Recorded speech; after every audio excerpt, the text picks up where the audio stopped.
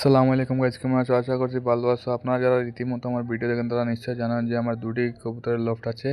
একটি হলো রানিং আর একটি হলো অ্যাডাল্ট, নিউ অ্যাডাল্ট, যেগুলো কিছু দিনের মধ্যে বাচ্চা দিয়ে দিবে। আজকে চলো আপনাদেরকে দেখিয়ে দেবো কি অবস্থা আমাদের কবুতরের লফটের। এখানে মূলত মাদাটা কি সুন্দর আরাম করছে দেখতে পাচ্ছেন আপনাদের, কি সুন্দরে বসে আছে। পাশেরটায় মাঠ দিয়ে দুটি আন্ডা নিয়ে বসে আছে দেখতে পাচ্ছেন। আপনাদেরকে দেখাচ্ছি আমি, আপনার দেখতে থাকুন। এখানে মূলত আন্ডা দিয়েছে, কিছুদিনের মধ্যে আন্ডাটা ফুটে বাচ্চা বের হবে। আপনাদের দেখতে পাচ্ছেন, উপরের দিক দিয়ে তুলা দেখিয়ে দিই আপনাদেরকে, দেখতে সুবিধা হবে।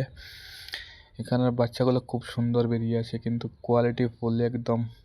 আপনাদের কি লাগলে আমাকে বলবে। এখানে দুনো খোপে বাচ্চা আছে, নিচেরটায় বাচ্চা, উপরে দুটি মাদ্দি বসে আছে, পাশেরটায় বাচ্চা আছে একদম হোয়াইট কালার। আমার প্রথমবার এরকম হোয়াইট কালার বাচ্চা পেলাম আমি।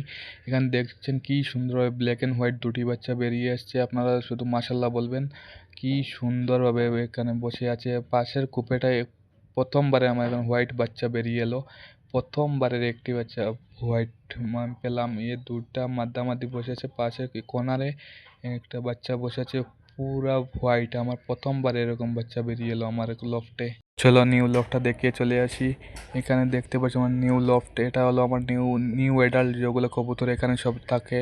এখানে রাখি আমি। এখানে ভিতরের কি অবস্থা দেখুন আপনারা। একটা ব্ল্যাক কবুতর বসে আছে আর ওই পাশে একটা লাক্কা কবুতর।